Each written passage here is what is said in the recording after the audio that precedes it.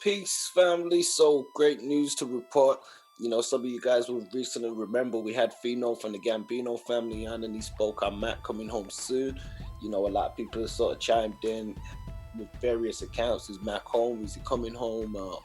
So it's been reported on the Huffington Post that Louisiana Parole Board votes to grant Mac Clemency. So it says the Louisiana artist has been in prison for 21 years for a crime he claims he did not commit, which that has been heavily reported on Mac's innocence. So let's see if we can check this out.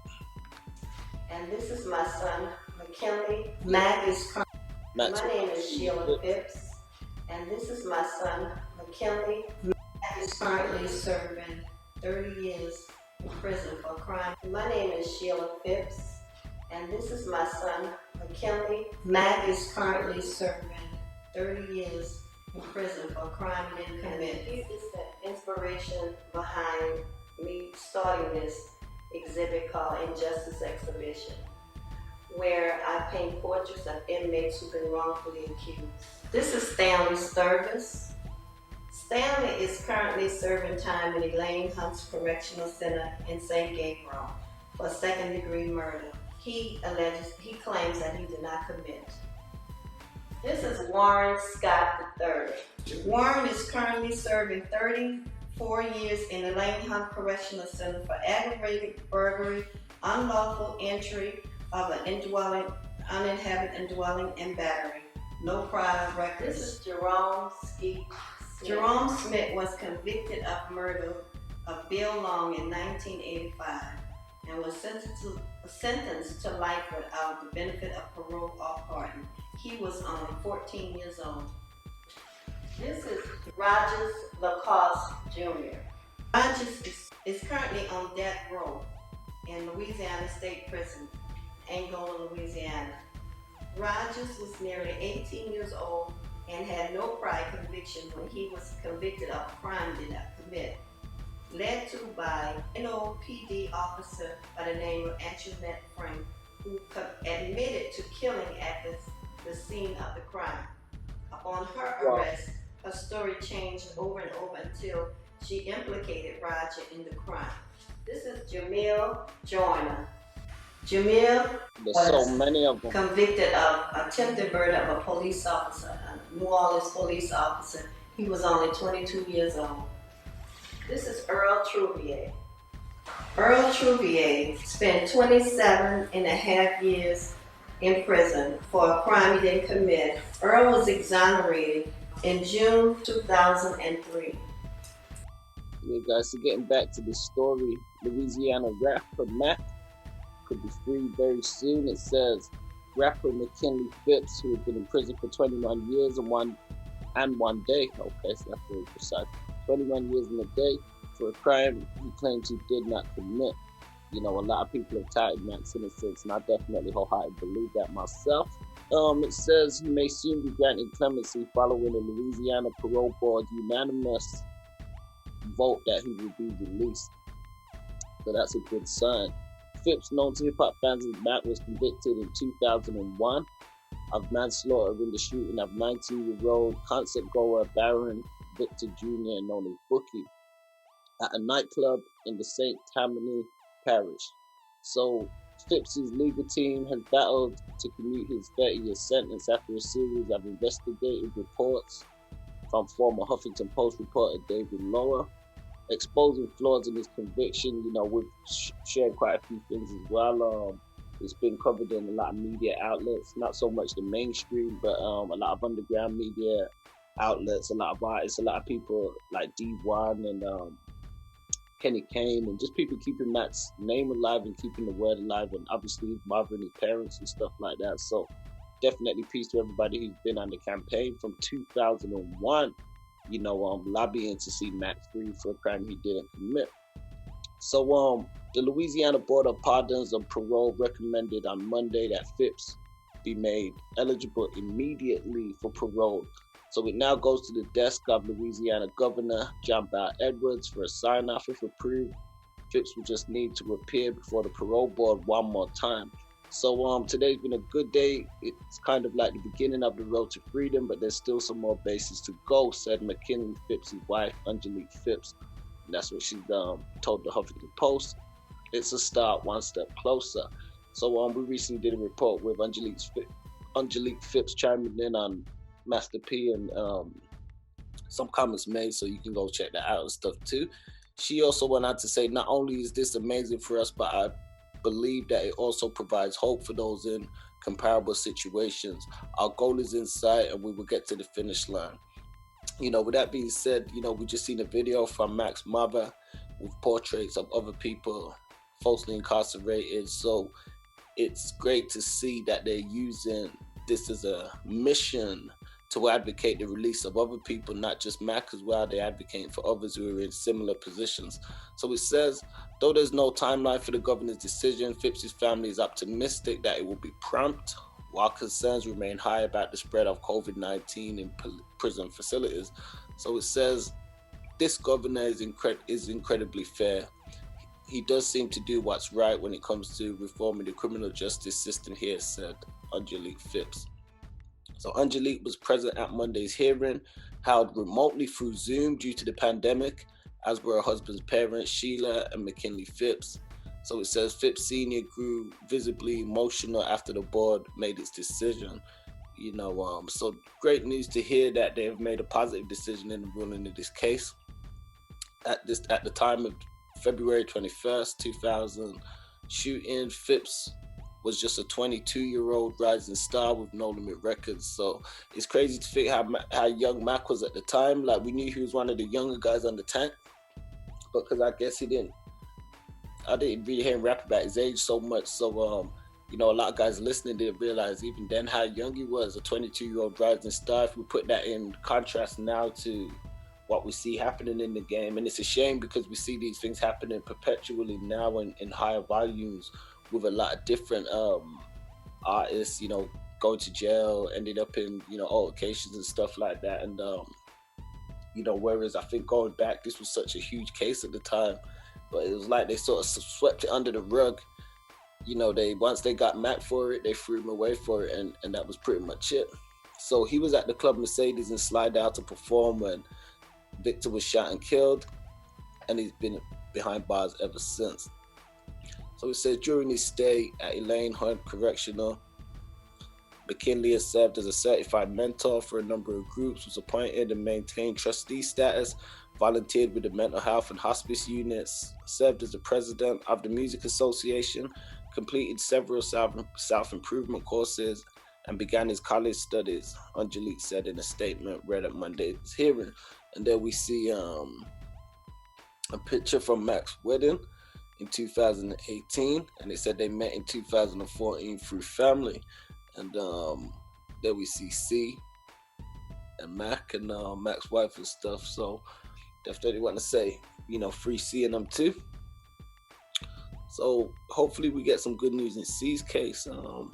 Let's see, a team of attorneys at Spell and Spell took on Phipps' case in 2015 after law HuffPost investigation found a series of problems with his conviction. The prosecution did not use forensic evidence and failed to acknowledge the confessions of another man, which was reported. Somebody, had come forward, the security guard, and said he was the one behind it. Multiple witnesses told Huffington Post that they were pressured into lying by authorities. Phipps' rap lyrics were used against him at the trial to portray him as someone capable of committing a crime. Buddy Spell and his partners Annie Spell and Zara Teller filed an application for clemency in 2016 that was ultimately rejected. 2 years ago, Phipps filed a petition himself, Angelique said. Following a lengthy process during which she called the parole board office every week, Angelique was told in December that her husband would have his hearing in February.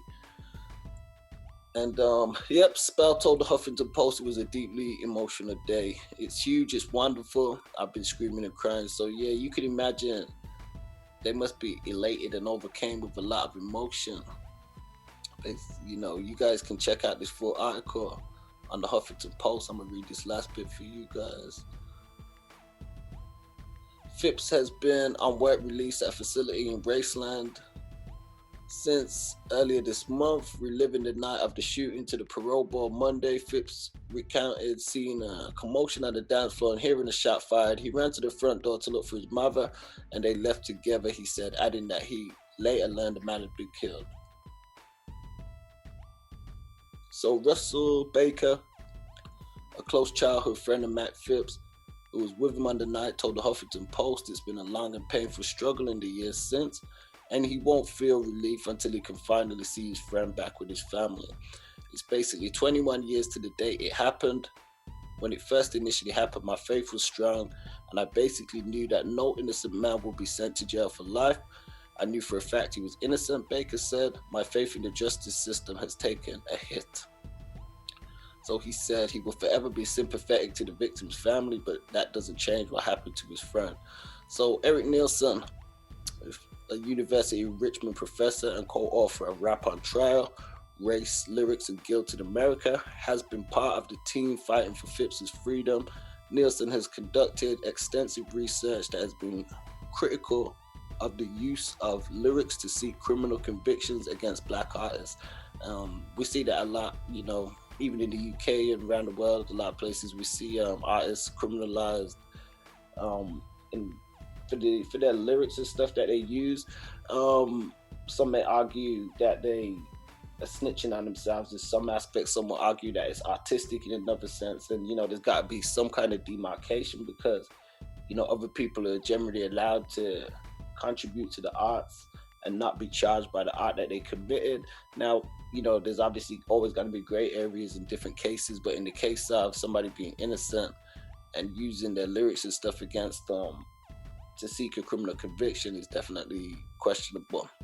So it says, everyone is very optimistic that this is by far the key hurdle that's been crossed. His whole family has been tireless. His parents have been so beaten down by the process.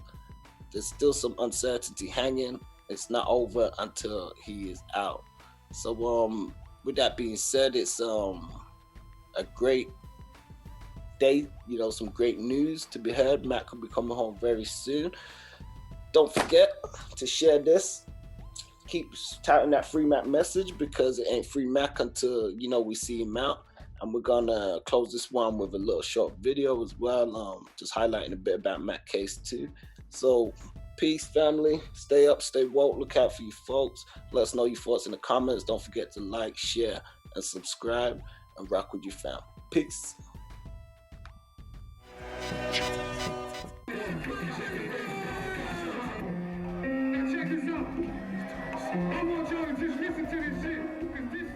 McKinley Phipps Jr. was a rising rap star in New Orleans at the time of his arrest in February 2000. His album Shell Shocked peaked at number 11 on the Billboard 200 in 1998, making it one of the top-selling albums at that time. Mac was on the verge of being huge, man. That man not only lost his life with this case, he lost a career. In a place where music is part of the history and fabric of the community, music was an indelible part of Phipps's childhood at his family home in Broadmoor. My children grew up listening to a lot of music that I would play all day when I'm cleaning the house. And they would be playing some of my old songs and stuff. And this is, I think, how Mac came about in music. I think he was about 7 years old when we met, and I was 9. And back then he told me he was gonna be a rapper at 7 years old. And he was real good at the time, I'm the type of guy that's gotta have wheels. I need a car bad. Sometimes I wanna steal one. Cause I need it, I got to have it. Just catching the bus every day, ain't gonna hack it. I'm tired of it. So daddy buy me a car. I got too many girls. Being in the hood, you don't really have many resources. So rapping, football, basketball, whatever, we just tried to do it and become good at it. Or even great. By age 12, Phipps had met music producer Manny Fresh through a neighborhood friend. Fresh made Phipps's first video for the song, I Need Wheels. The song attracted the attention of No Limit producer Raymond E. Poole, otherwise known as Moby Dick. And he did a song called I Need Wheels. And my first impression of him was he's a God-given talent, and he's a brilliant kid. So I always had respect for him as an artist. In 1997, Phipps was a rapper with No Limit Records, one of the biggest rap labels in the United States at the time. In 1998, the year Phipps's album debuted, Forbes estimated that No Limit generated $100 million in record sales. The following year, Phipps toured with Snoop Dogg on the No Limit Army Tour. No Limit was known for producing, gangster music that you could dance to. So when Mac came to No Limit, he had to kind of change and pretty much fit the system.